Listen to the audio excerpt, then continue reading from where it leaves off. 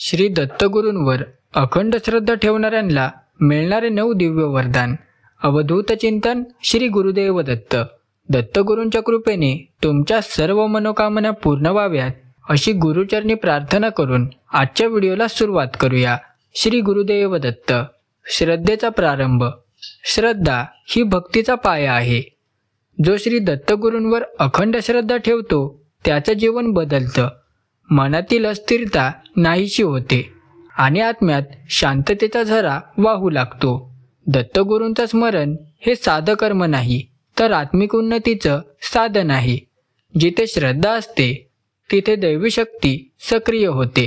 प्रत्येक श्वासात दत्तगुरूंचं नाव असू द्या, प्रत्येक विचारात त्यांचा प्रकाश असू द्या. श्रद्धा वाढत गेली की दत्तगुरूंची कृपा साकार होते. म्हणूनच म्हटलं जातं, श्रद्धा ठेवा, दत्तगुरू स्वतः वाट दाखवतील. पहिलं वरदान, भीतीचा अंत. दत्तगुरूंवर अखंड विश्वास ठेवणारा भक्त कधी घाबरत नाही, कारण त्याला ठाऊक असतं की जो दत्तगुरूंवर श्रद्धा ठेवतो त्याच्या पाठीशी स्वयं परमेश्वर उभा असतो.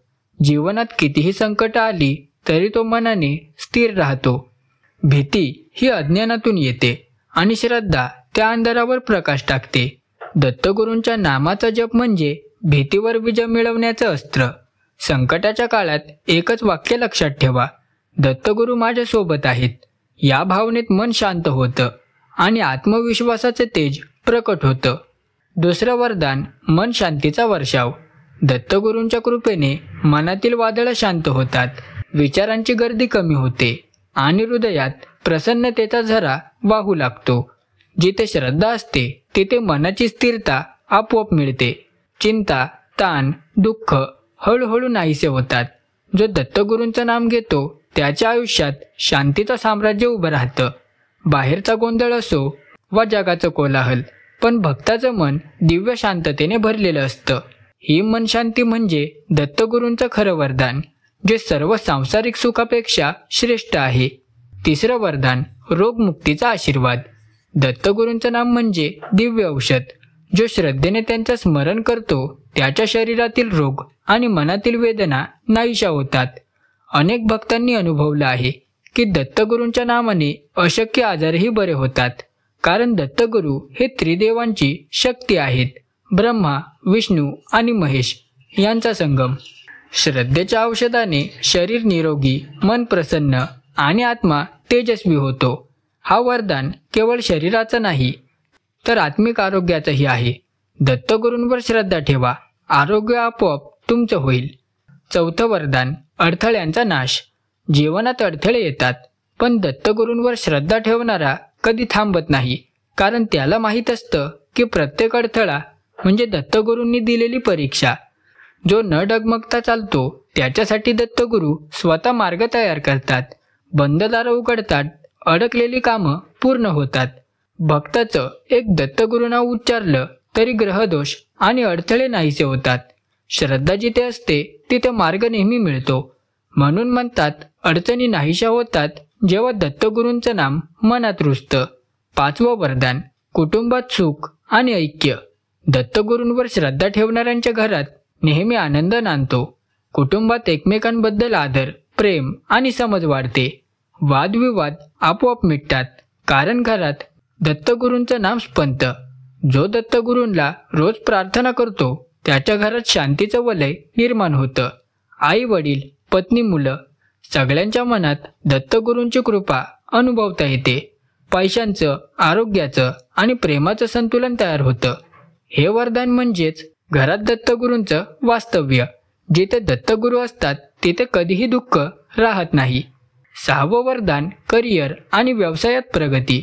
दत्तगुरूंचा भक्त प्रामाणिकपणे प्रयत्न करतो आणि त्याच्या परिश्रमाला दैवी शक्ती साथ देते.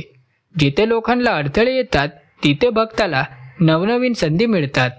दत्तगुरूंवर श्रद्धा ठेवली की योग्य निर्णय घेण्याची बुद्धी जागृत होते. कामात यश, व्यवसायात वाढ आणि समाजात प्रतिष्ठा मिळते, कारण दत्तगुरू श्रद्धाळूंच्या हातात यशाचं कवच ठेवतात. ते म्हणतात, काम तुझं, शक्ती माझी. म्हणून काम करताना नेहमी दत्तगुरूंचं स्मरण करा. प्रयत्न तुमचा असेल पण फळ गुरूंचं वरदान बनतील. 7वं वरदान नातांमध्ये सौहार्द. दत्तगुरूंवर श्रद्धा ठेवणाऱ्याच्या मनात प्रेम, क्षमा आणि समजुतीची भावना जागते.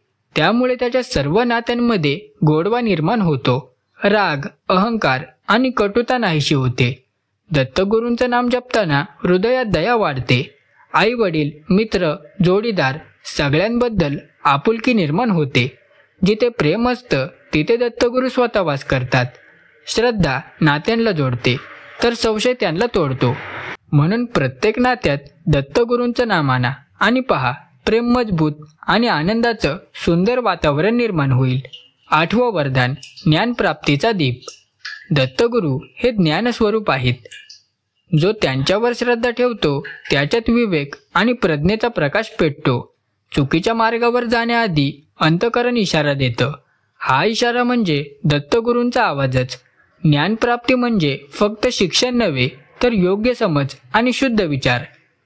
दत्तगुरू श्रद्धाळूला आयुष्याचं खरं तत्त्व समजवतात. गोंधळलेल्या मनाला दिशा देतात.